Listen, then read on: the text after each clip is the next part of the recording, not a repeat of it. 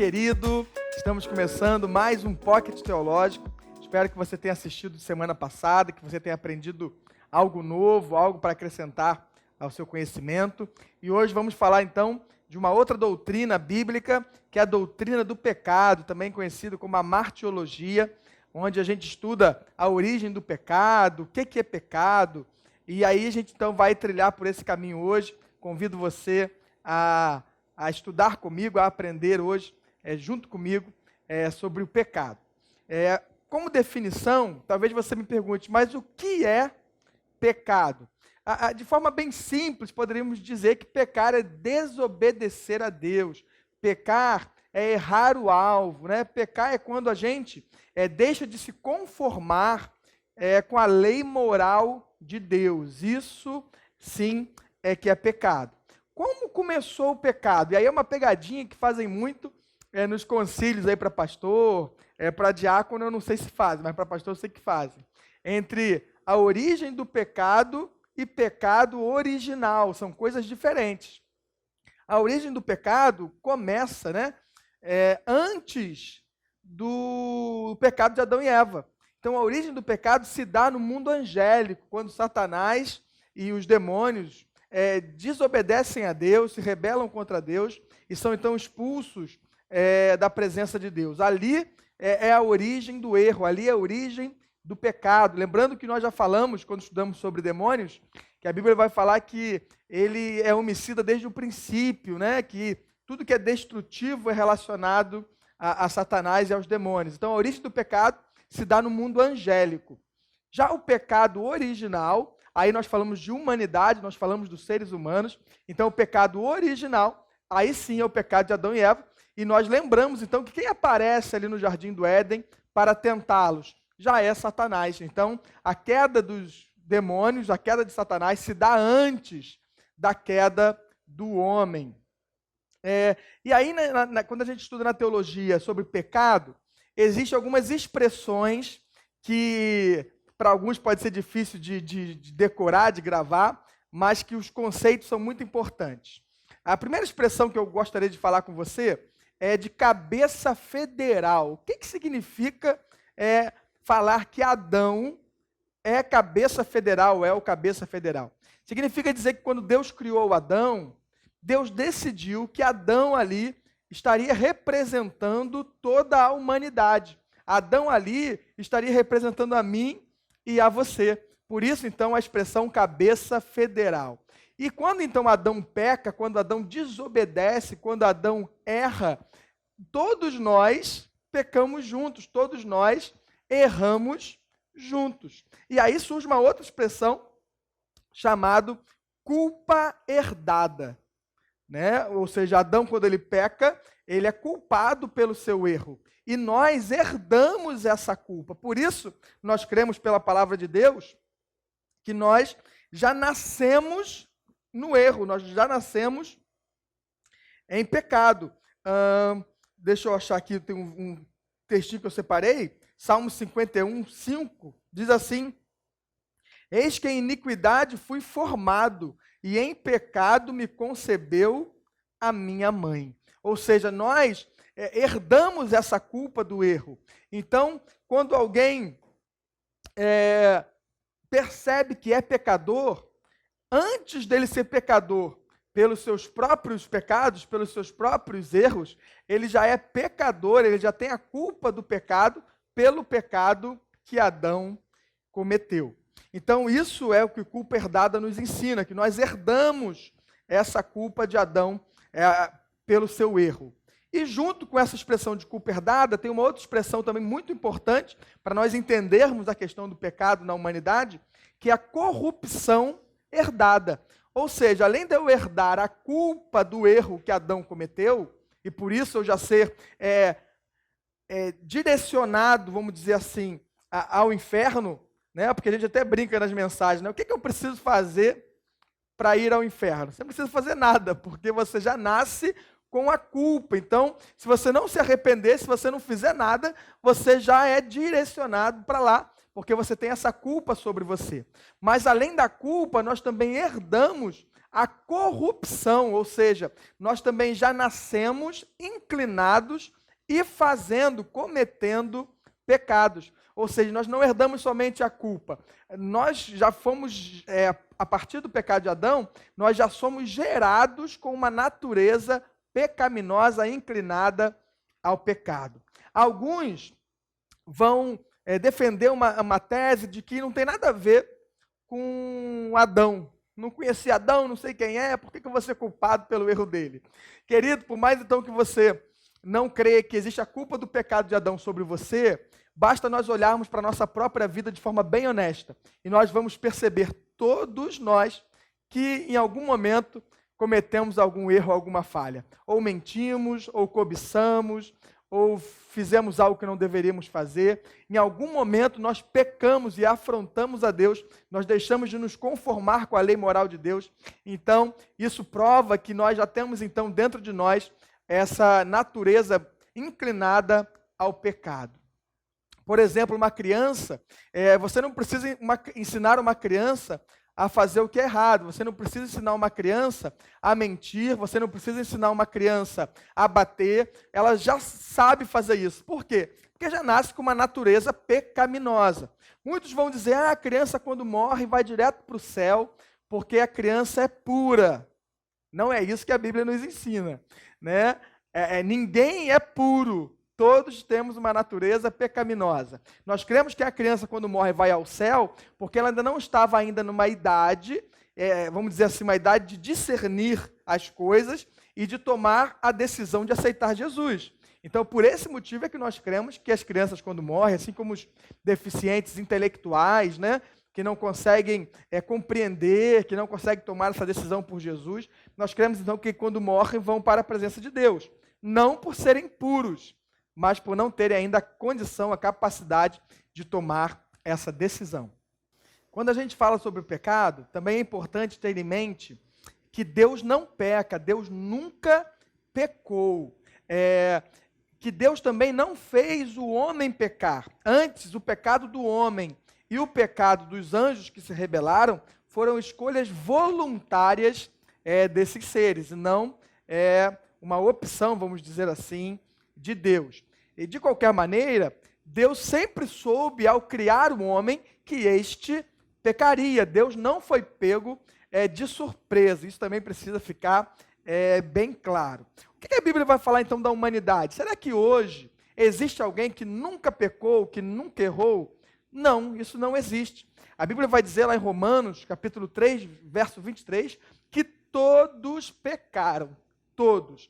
Então, todos estão encerrados, estão abaixo do pecado, escravos do pecado. A única forma de se libertar dessa escravidão do pecado é quando cremos em Jesus como o único e suficiente Salvador, e aí sim, então, poderemos ter a escolha de não pecar. O homem, quando ele está ainda antes de aceitar Jesus, pela sua corrupção herdada, pela sua corrupção já na sua natureza pecaminosa, tudo o que ele faz não agrada a Deus. Para aquele homem que ainda está no pecado, é impossível ele agradar a Deus de alguma forma. Talvez você diga, mas Felipe, eu conheço pessoas que não são cristãos e que desenvolveram boas coisas pela ciência ou pela educação. A teologia vai falar que isso é pela graça comum de Deus.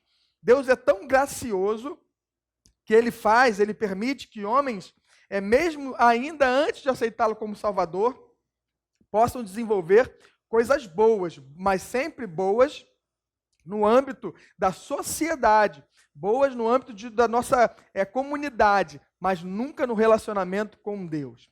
Nós só podemos agradar a Deus, só começamos a agradar a Deus quando nós então nos rendemos a Cristo Jesus. Antes disso, a ira de Deus está sobre o ser humano. Outra dúvida que acontece muito quando falamos sobre pecado é se todos os pecados são iguais, ou se existem pecados diferentes. O que a teologia vai nos responder? Na questão legal, todos eles são iguais. Ou seja, todos os pecados são potencialmente perigosos e condenam a pessoa à morte eterna, ao inferno. Então, não existe a diferença entre roubar uma bala e roubar uma mansão. O pecado na questão legal é o mesmo. E aquele que pecar, esse morrerá, o que diz a palavra. Agora, na questão, de novo, social, na questão da comunidade, na questão dos relacionamentos, existem sim pecados com consequências mais danosas e mais severas. Um exemplo claro disso é, por exemplo, cobiçar o carro de alguém é pecado. A gente não deve cobiçar nada do outro. Então, quem cobiça o carro do outro está cometendo pecado. Agora, quem rouba o carro do outro, também na questão legal é um pecado, mas as consequências são muito mais danosas. Aquele que rouba, esse vai ser preso, esse vai ser punido socialmente, esse corre o risco de repente, ser morto no momento do assalto. Então, como consequência, existem sim pecados diferentes. Eu separei alguns trechinhos bíblicos que diz aqui, olha o que Jesus fala lá em João, capítulo 19, verso 11. Jesus respondeu, não terias, no momento que estavam interrogando ele, né? Não terias nenhuma autoridade sobre mim, se esta não te fosse dada de cima. Por isso, aquele que me entregou a ti é culpado de um pecado maior. Olha o que Jesus está falando. Então, Jesus está falando da questão de consequências, existe sim uma diferenciação. Lá no Antigo Testamento também percebemos isso no livro de Números, capítulo 15, verso 30. Diz assim, mas todo aquele que pecar com atitude desafiadora, seja natural da terra, seja estrangeiro, residente, insulta ao Senhor e será eliminado do meio do seu povo. Ou seja, desde aquela época, aquele pecado mais afrontoso, aquele pecado que aqui na minha expressão, na minha tradução diz desafiador, esse deveria ser morto. Ou seja, a consequência desse pecado agressivo, desafiador, seria muito maior do que de um outro pecado. A Bíblia também vai falar da diferença de consequências daquele que peca sem o conhecimento para aquele que peca rotineiramente, mesmo sabendo que é errado. As consequências serão diferentes, né? O dano será proporcionalmente maior. Porém, lembrando na questão legal, todos eles condenam a morte eterna. E aí, talvez você me pergunte, quando então um cristão peca, o que acontece? Nós cremos que a questão legal, de novo, questão legal, não é alterada, ou seja, quando pecamos, continuamos, se já aceitamos Jesus como Salvador antes, continuamos sendo salvos, né? Nós cremos que salvação é um ato, a regeneração, que é o novo nascimento, é um ato, não é um processo, acontece uma única vez. Receber o Espírito Santo, ser adotado para a família de Deus, a gente vai estudar tudo isso mais à frente no Pocket. São atos. Então, uma vez recebendo o Espírito Santo, uma vez Deus batendo o martelo e falando, olha, está salvo, pecado algum fará você mudar de situação. Agora, acontecerão consequências sim. Por exemplo, perde-se a alegria da salvação. Como diz lá em Hebreus, a pessoa vai correr o risco de ser disciplinado por Deus, porque se ele é filho de Deus, e Hebreus vai dizer que o pai disciplina quem ama. Então, quais são as consequências do cristão quando ele peca e não se arrepende de imediato e permanece no erro?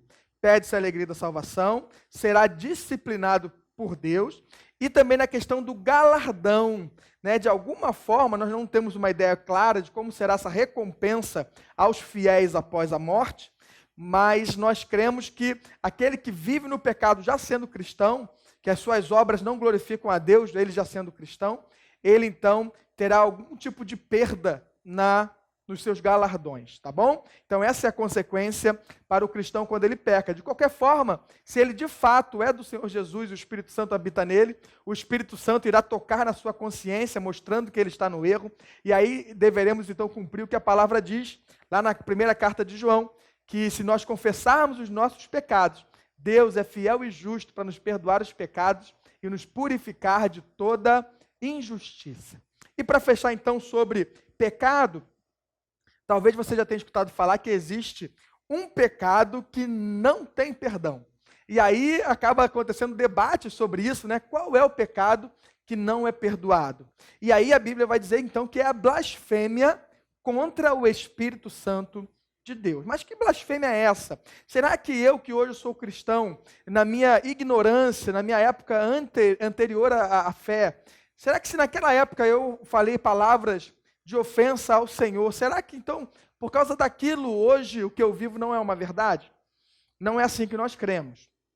Que blasfêmia é essa contra o Espírito Santo? É rejeitar a obra do Espírito Santo.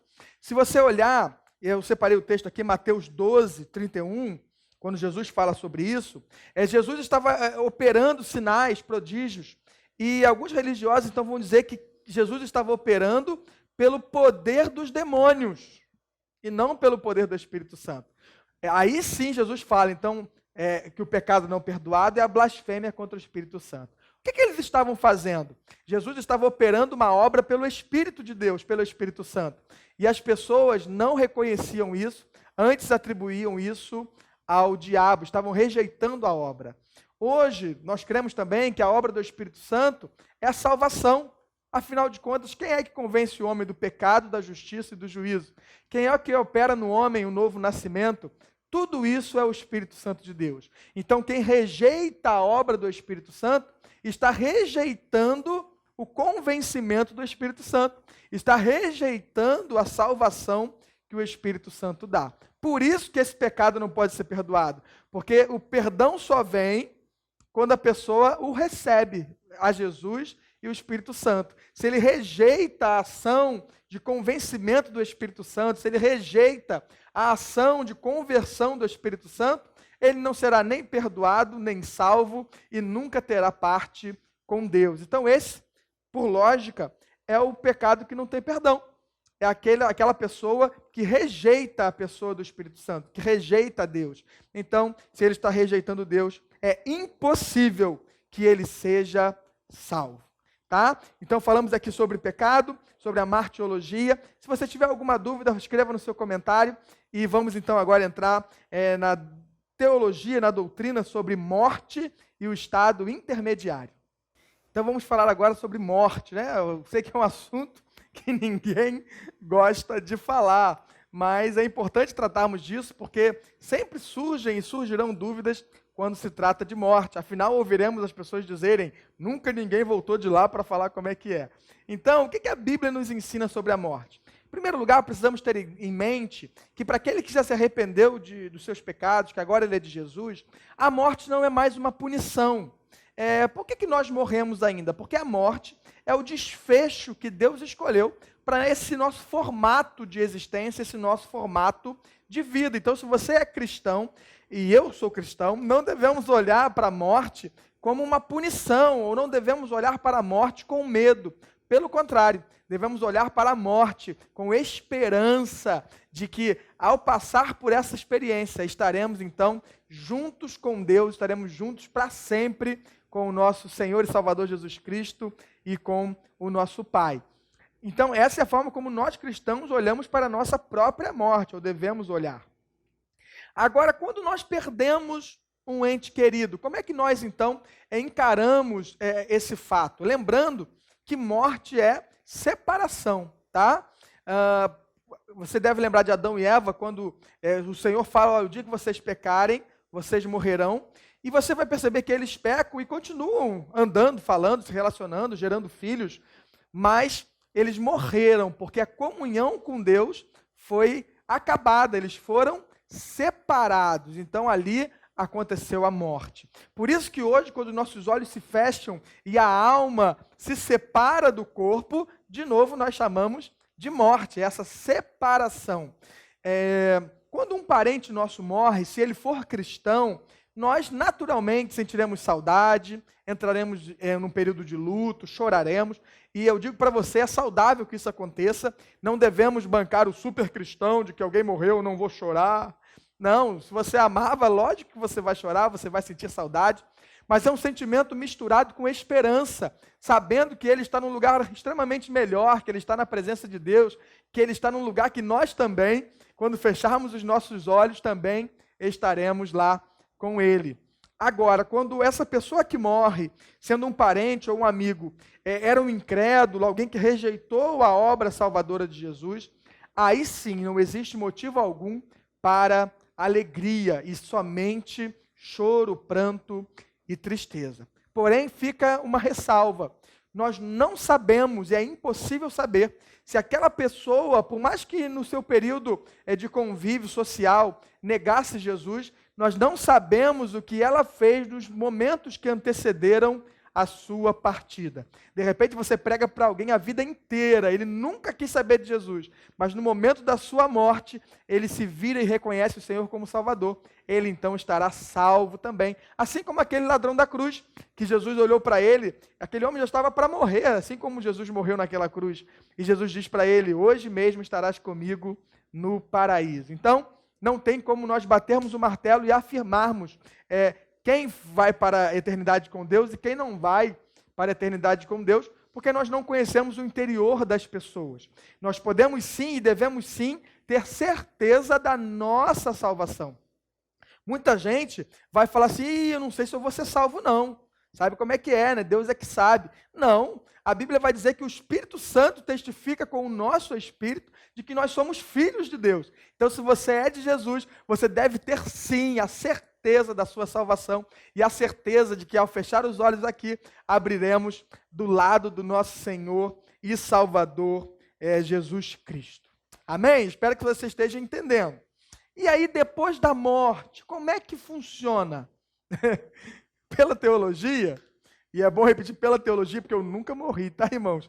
Melhor, morri no meu batismo, né? Morri para mim mesmo, nasci para Cristo. Acredita-se que o servo de Jesus, o salvo, o crente, quando ele morre aqui, imediatamente ele estará já junto com o Senhor. Imediatamente ele estará já na presença do Pai. Separei aqui 2 textos apenas, mas tem muitos que falam sobre isso. Paulo, escrevendo à igreja de Corinto, ele diz, temos, pois, confiança e preferimos estar ausentes do corpo e habitar com o Senhor. Para Paulo é ato contínuo, estar ausente do corpo e já habitar com o Senhor. Filipenses, capítulo 1, verso 23, Paulo também diz, estou pressionado dos 2 lados, desejo partir e estar com Cristo, o que é muito melhor. Lembra do que eu disse? Que na visão do crente, o morrer, a própria morte, não deve ser algo temeroso, mas algo com esperança. Paulo chega a dizer que ele desejava estar com Cristo, porque ele tinha certeza que é muito melhor. Quando falamos então desse momento após morte, já falamos então que o cristão vai imediatamente para a presença de Deus. Precisamos deixar claro que a Bíblia não ensina a doutrina do purgatório, né? Alguns acreditam que após a morte, se ainda tiverem algum pecado, algum erro, terão algum lugar para que esses pecados sejam expurgados, retirados. Queridos, a Bíblia não ensina isso, não tem base bíblica para isso. Essa doutrina, ela vem de um livro apócrifo, né? Está registrado lá em Macabeus, tem um texto que dá margem para isso, mas nós não entendemos esse livro com poder de palavra de Deus, então não é um livro para se fazer doutrina, e logo não existe purgatório. A Bíblia vai falar que após a morte segue-se o juízo. Então, João também, no seu Evangelho, capítulo 3, verso 18, diz que aquele que crê em Jesus está salvo, e aquele que não crê já está condenado. Então, não existirá uma outra chance. Aproveite, você que está me assistindo, as suas oportunidades enquanto você está vivo, porque quando esses olhos carnais se fecharem, não haverá segundo tempo, repescagem, nada do tipo. Quando eu acabar aqui, é para um lado ou para o outro. Outro ensino que a Bíblia também não traz, que para muitos é polêmico, é a doutrina do sono da alma. Muitos vão crer que quando morremos, ficamos num estado de inconsciência, como se estivéssemos dormindo, e só retomaríamos a consciência com a volta de Jesus Cristo. Não temos base bíblica para isso, né? Como eu já li aqui o texto de Paulo, ele não diz lá para Corinto, olha, eu prefiro estar ausente do corpo e ficar inconsciente até que Cristo volte. Não é isso que Paulo fala. Ele fala que prefere estar ausente do corpo e habitar com o Senhor, né? Jesus não disse para o homem da cruz, olha, hoje mesmo ficarás inconsciente e um dia a gente vai estar junto. Jesus disse, hoje mesmo estarás comigo no paraíso, né? Por que existe essa polêmica do sono da alma? E vale lembrar que é amplamente rejeitada essa ideia do sono da alma. porque era uma forma dos judeus falarem da morte, falar que alguém estava dormindo, né? Eu separei aqui um texto, João 11, quando Jesus fala sobre Lázaro, diz assim: depois de dizer isso, prosseguiu dizendo-lhes: nosso amigo Lázaro adormeceu, mas vou até lá para acordá-lo. Seus discípulos responderam: Senhor, se ele dorme, vai melhorar. Jesus tinha falado de sua morte, mas os seus discípulos pensaram que ele estava falando simplesmente do sono. Então lhes disse claramente: Lázaro morreu. Né? Imagina Jesus falando com aquele sotaque do comediante: morreu. E aí o pessoal deve ter entendido, né? Então, estar dormindo era uma forma deles falarem que alguém tinha morrido, e não que a pessoa de fato estivesse dormindo, tá bom? Então nós não cremos nessa doutrina. Então, para fechar, talvez você pergunte: Felipe, mas você já falou então que o crente vai imediatamente para a presença de Deus. E o incrédulo? E aquele que não se arrependeu? E aquele que não quis nada com Jesus a vida inteira? O que acontece com ele? Da mesma forma, nós queremos que imediatamente ele já passará para o momento de tormento eterno. Então, em ambos os casos, tanto do crente como do não crente, a consequência é imediata à morte. O crente já passará a gozar com Cristo, estar no momento de comunhão com Ele, na presença dEle, e o incrédulo estará imediatamente já no seu castigo e na sua condenação. Tá? Então, falamos hoje sobre morte, falamos sobre pecado. Talvez você pergunte, então, sobre a ressurreição do corpo, como é que vai ser? Isso são cenas dos próximos capítulos, nós falaremos também sobre essa questão, tá bom? Se você tem alguma dúvida, escreva no comentário, que a gente no próximo Pocket irá responder. Deus te abençoe, querido, fique na paz.